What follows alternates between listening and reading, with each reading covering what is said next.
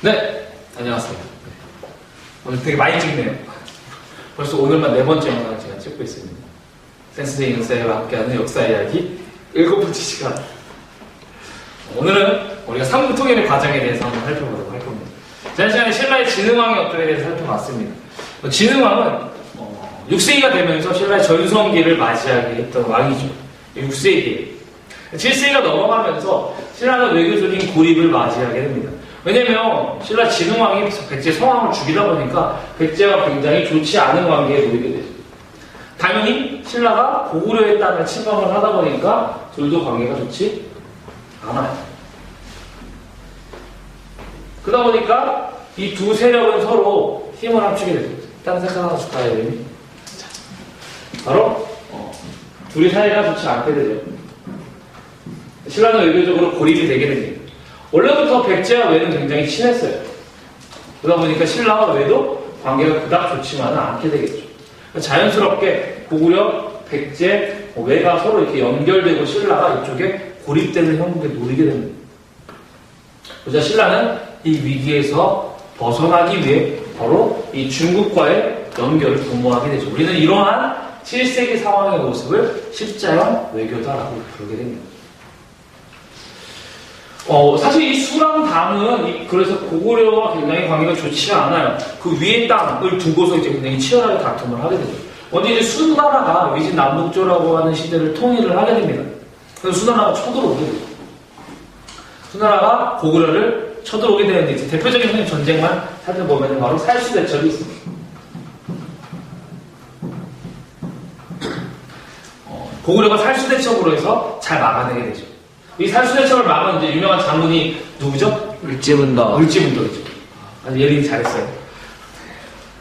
을지문덕이 바로 괜히 목소리가 굉장히 남자다. 을지문덕이 이것들을 무찌르면서 바로 신라가 고구려가 알차게 승리를 하고 수의 공격을 막아내게 되죠. 수나라 같은 경우에는 너무 무리한 공격으로 인해서 결국에는 멸망을 하게 되고 당이라고 하는 나라가 세워집니다. 당이 세워지자 우리나라에서는 이제 당이 세워지죠. 당이에요. 당이 세워지자 고구려는 이 당을 막고 싶은 거야. 이제 당이 앞까지 또 올 것 같은 거야. 그래서 당의 공격을 막고자 천리장성이라고 하는 것을 축조하기 시작을 합니다. 천리장성이 축조되고 여기에 이제 감독관으로 연개소문이라고 하는 사람이 있었어요. 근데 이제 이때 당시에 고구려 내부에서도 굉장히 치열했을 거예요. 과연 당이랑 싸워야 되냐, 강경하게 나가야 되냐, 아니면 온건하게 우리가 잘 지내야 되냐를 두고 싸우고 있었을 거예요. 특별히 이 시기에 고구려는 광해토대왕 이후에 왕권이 굉장히 약화되고 귀족들의 힘이 굉장히 높아진 상황이었거든요.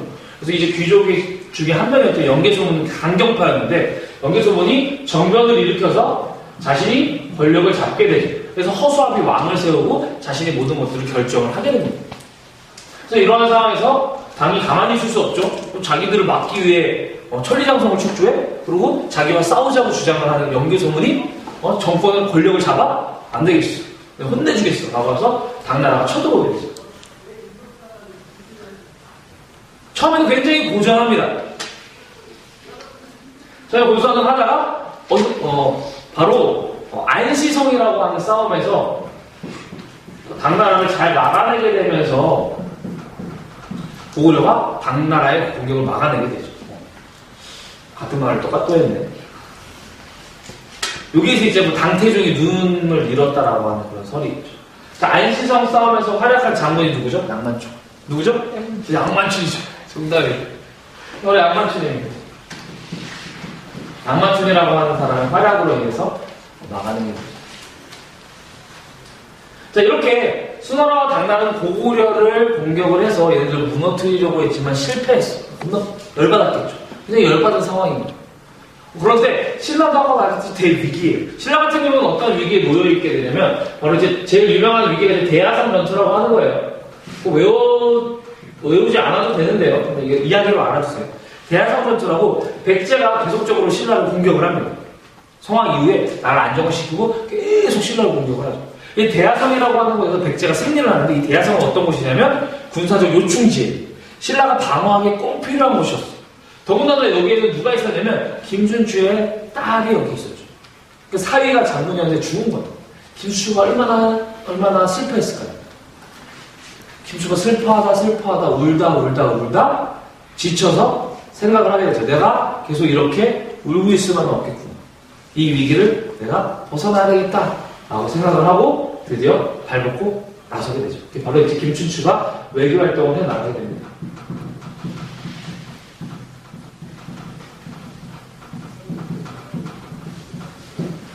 선생님이 농담을 좀 쏙 빼고 하니까 그죠? 그래서 끝까지 잘 들어주세요. 수업 시간이 더 재밌는데 그죠? 핵심 내용만 짧게 시간 안에 찍어야 되니까요. 김춘추 외교 활동을 한번 살펴보죠. 김춘추 딱 보니까 이 백제로부터의 압박이 너무 매서운 거야. 그래서 여기서부터 벗어나야 되겠다 라고 마음을 먹게 되죠. 그래서 어디를 가게 되냐면 바로 고구려를 찾아가게 돼요. 그래서 고구려한테 가서 이야기를 하죠. 야, 우리 옛날에 친했었잖아. 우리 다시 친해지면 안 되겠냐? 라고 얘기를 하죠. 그러니까 여기소문이 이때 짱이었는데 여기소문이 김춘추한테 뭐라 그러냐면 이렇게 이야기하죠. 야, 그러면 니네 예전에 가져갔던 땅 다시 돌려줘라. 진흥한테 찾아갔던 거, 우리 고구려 거. 그러면 내가 너희 도와주겠다 라고 했더니 김춘추가 줄 수 있어, 그 땅. 못 준단 말이야. 그러더니 여기소문이 어떻게 그 김춘추를 감옥에 가둬요. 김춘추 감옥 갇히고 혼자 슬퍼하게 됐죠. 내가 왜 감옥에 갇혔을까라고 하고 있을 때 영계소문을 별로 좋아하지 않았던 고구려인이 찾아옵니다. 그래서 이야기 하나 해주죠. 바로 옛날에 용왕님이 살고 있으면 용왕님이 아파. 용왕님이 아픈데 그렇지 마. 용왕님이 아파가지고 뭐라 그래? 거북이가 그래서 토끼 간이 필요하다. 말이 돼 되지? 토끼 간을 가져오라고 그래. 거북이가 바닷가에서 올라가죠. 왜? 거북이는 물속에도 살고 위에서도 살 수 있으니까 거북이를 선택한 거예요. 거북이가 올라가서 봤더니 토끼를 만났어. 그죠? 토끼를 만나가지고 야, 우리 용왕님이 너 찾아와서 용왕님 같이 바다로 가자 라고 해서 그죠? 산소호흡기 이거 주고서 같이 바다로 내려가요. 바다로 내려가가지고 딱 용왕님을 만났더니 용왕님이 뭐라 그래? 야, 토끼에 간을 내놔라 그러는 거죠. 토끼에 간을 내면 어떻게 돼? 죽어. 나 간 없는데 그래서 어떡하지? 하다가 뭐라 그래? 내가 간을 집에 놓고 왔어요 라고 얘기를 하죠. 그러니까 그러면은 내가 거북이랑 다시 올라가서 가져올게요 라고 이야기를 해서 같이 다시 올라가죠. 그래서 토끼가 어떻게? 토끼. 그래서 토끼죠.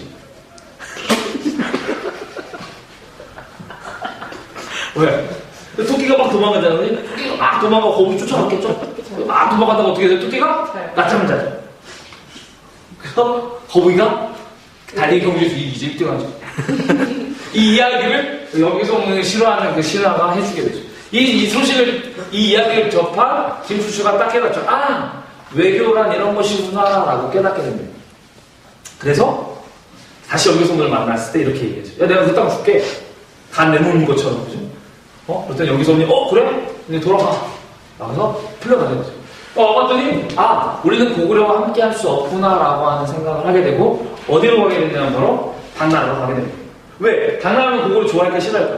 싫어해요. 왜? 이거 줬잖아. 그래서 당나라한테 딱 가서 김춘추가 가서 이제 당태종이라고 하는 사람을 만납니다. 당태종을 만나서 딱 이야기하죠.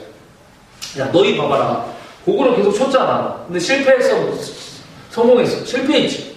그러니까 너희들은 우리의 도움이 필요하다. 우리 도움이 필요한데 사실 우리가 너희들을 도와주기 위해서는 바로 이 백제가 없어야 된다. 먼저 그러니까 백제를 공격하자라고 제안을 하죠.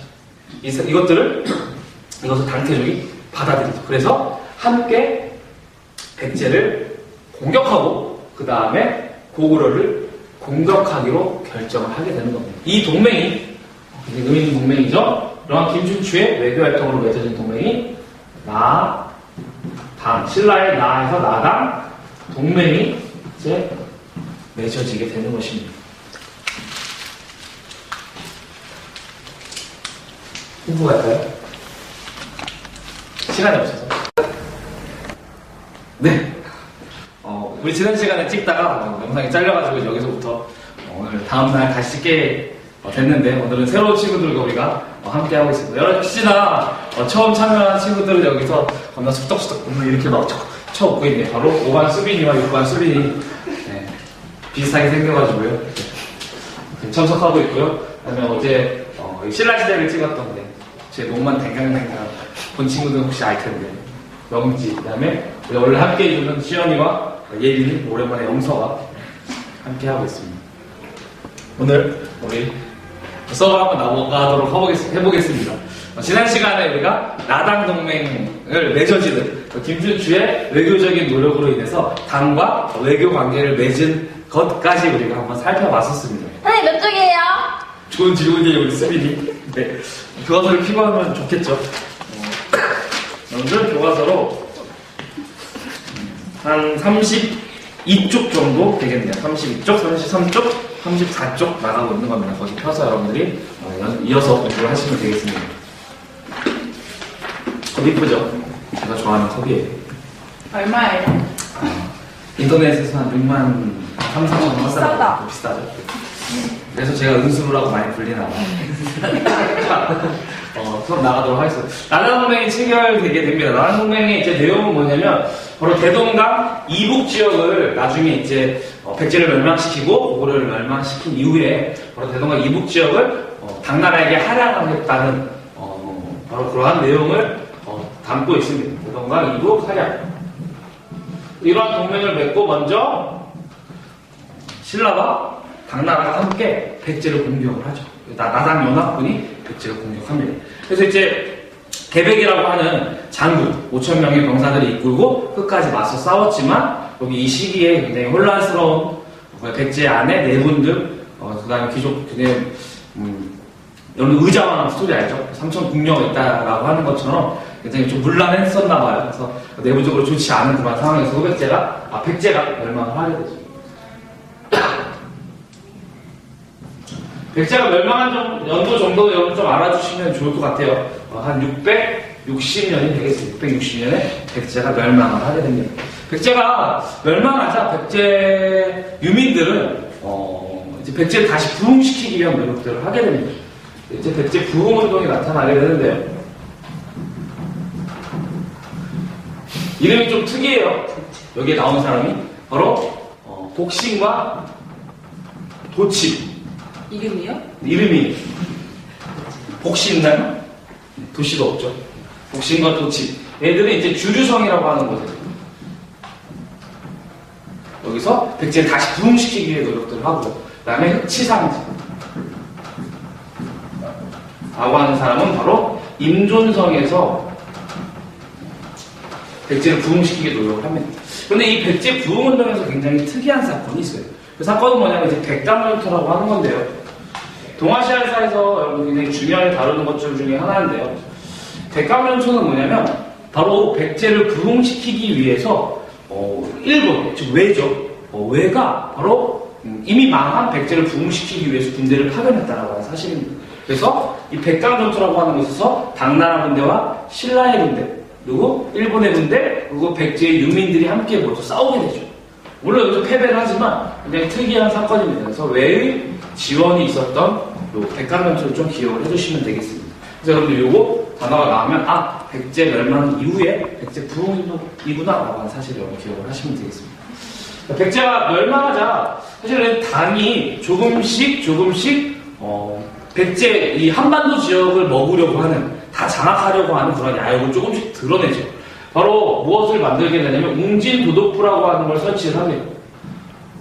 웅진 지역은 백제의 수도였었죠. 사대로 옮기기 전에. 그래서 웅진 지역의 도독부라고 해서 이 백제 지역을 다스리는 좀 간섭할 수 있는 그런 부서를 두고요. 더 나아가서는 계림, 우리가 신라를 이제 계림이라고도 부르거든요. 그래서 계림, 도독부라고 하는 것들도 설치를 하게 되죠. 근데 신라는 이러한 것들이 설치됨에도 불구하고 계속 가만히 있을 수밖에 없어요. 왜 그러냐면 아직 고구려라고 하는 강력한 존재가 남아있고 당의 세력도 굉장히 컸었기 때문이죠. 그래서 함께 먼저 그 다음에 마지막 남은 고구려를 멸망시킵니다. 원래 고구려는 연개소문이라고 하는 사람이 권력을 잡고 있었죠.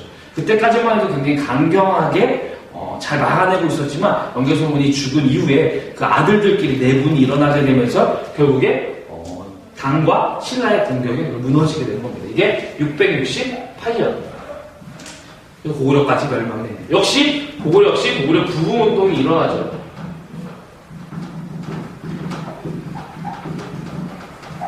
바로 건모전이라고 하는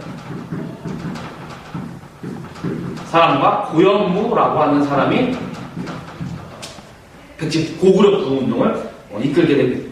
특별히 여기 고구려 부흥운동에서 굉장히 특별한 사건이 하나 있는데요. 바로 안승이라고 하는 사람입니다. 바로 안승은 지금의 익산 지역의 금마저라고 하는 것을 만들어서 고구려 부흥운동을 하는데요. 여러분들 그 교과서 33페이지 지도에 보면 거기 지역은 원래 백제의 땅이었어요. 백제의 땅에서 고구려 부흥운동이 일어나는 거예요. 아니 백제의 땅에 고구려 사람들이 살아봐야 얼마나 살았겠어요. 원래 자기네 땅에서 하는 게 훨씬 좋았을 거예요. 그럼에도 불구하고 바로 안승이라고 하는 사람이 익산, 즉 전라도 땅에서 부흥운동을 하게 되는데 여기에는 이유가 있죠. 바로 이러한 안승, 금마저가 부흥운동을 하는데 바로 누가 도와주게 되냐면 신라가 이들을 지원을 하는 그러한 모습이 여기에서 나타나게 됩니다. 자, 신라는 고구려를 멸망시켰음에도 불구하고 고구려 부흥운동을 지원을 하게 되죠. 왜 그랬을까요? 누군지 왜 그런 것 같아요? 모르겠어요. 그렇죠.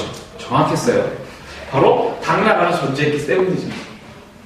바로 이제 신라는 당과 싸워야 되기 때문에 고구려의 힘이 필요했던 겁니다. 나중에 답을 알려주고 물어볼게요. 그래서 이제부터 나당 전쟁이 나타나게 되고 우리 신라와 당나라가 우리 한반도를 두고 마지막 전쟁을 하게 되죠. 사실 당이라고 하는 큰 나라, 신라가 맞기에는 사실 역부족이었을 수도 있어요. 하지만 당이 사실 이 당나라라고 하는 땅이 굉장히 넓죠. 그러다 보니까 사실 이 한반도에만 신경을 쓸 수밖에 없었어요. 여기만 신경을 쓸 수가 없었지. 그래서 다른 지역도 관할을 하다 보니까 결정적으로 매소성이라고 하는 곳과 여기서 육군과 그다음에 기벌포에서 신라군이 승리를 하게 되면서 여기 저 기벌포 전투에서 승리를 하게 되면서 당이 한반도에 대한 그 지배를 거기서 멈추게 되죠. 그 욕심을 버리게 되고 바로 신라의 통일을 인정을 하게 됩니다. 하지만 대동강 이남 원래 약속했던 이북당은 이쪽에 포기를 하고 신라가 대동강 이 남지역만 차지를 하게 되면서 바로 신라에 의한 우리나라의 통일이 형성이 되게 됩니다. 676년 신라가 통일을 하게 됩니다. 우리 여기서 여러분들 중요한 것들은 우선 이러한 과정들에 대해서 좀 이해를 하는 게 좋겠죠. 순서. 역사라고 하는 건 여러분들 시간 순서가 굉장히 중요합니다. 인과관계라고 생각할 수도 있고요. 이러한 시간 순서를 좀 알아주시면 좋겠고, 그 다음에 역사 가운데서 여러분들 특징적인 사건들, 보편적인 사건들도 중요하지만 특징적인 사건, 특별히 아까 선생님이 강조했었던 백장전투나 그 다음에 안승의 금마저 같은 경우는 굉장히 특징적이죠. 굉장히 특이하죠. 이러한 것들에 대해서 알아주시면 좋겠고, 마지막으로 삼국통일에 의의와 함께가 굉장히 많이 나오죠. 논술형 평가에서도 많이 나오고요, 서술형 평가에서도 많이 나오고요, 객관식으로도 많이 나오는 부분입니다. 우선은 의의라고 하면은 최초의 통일이었죠. 우리나라 최초의 통일이고, 물론 이제 발해의 존재가 있었지만 발해가 세워지기 전까지는 신라라고 하는 그러한 나라만 존재했었고요. 최초의 통일이었고, 그 다음에 통일이 되면서 굉장히 민족 문화가 많이 발전을 하게 됩니다. 전쟁도 사라지다 보니까 굉장히 평안함을 얻게 됐겠죠. 이러한 의의가 있다면 또한 한계적으로는 우리가 잘 알고 있듯이 누구의 도움을 받았죠? 그렇죠. 당나라의 도움을 받았죠. 외세의 도움을 받았습니다. 우리 힘으로만 통일을 한 게 아니라는 그런 사실. 또 영토가 어떻게 됐어요? 줄어들었죠. 고구려라고 하는 넓은 영토가 있었는데 거기 지역을 우리가 포기해야 되는 거에서, 물론 나중에 백제가 만들어지고 나중에 조금씩 회복하지만 어쨌든 그러한 한계점이 있다라고 하는, 물론 여기에 대해서 비판도 해요. 하지만 여러분들 우선은 그러한 기본적인 사실들, 의의와 긍정적으로 삼국통일을 보는 측면, 부정적으로 삼국통일을 보는 측면을 여러분들 조금 균형 있게 한번 살펴볼 필요도 있고, 여러분들도 또 우리나라 지금 분단 상황이잖아요. 그래서 우리나라의 통일에 대해서도 여러분들 한번 고민하는 시간을 가져봤으면 좋겠습니다. 네, 오늘 영상 여기까지 하게 되도록 하겠습니다.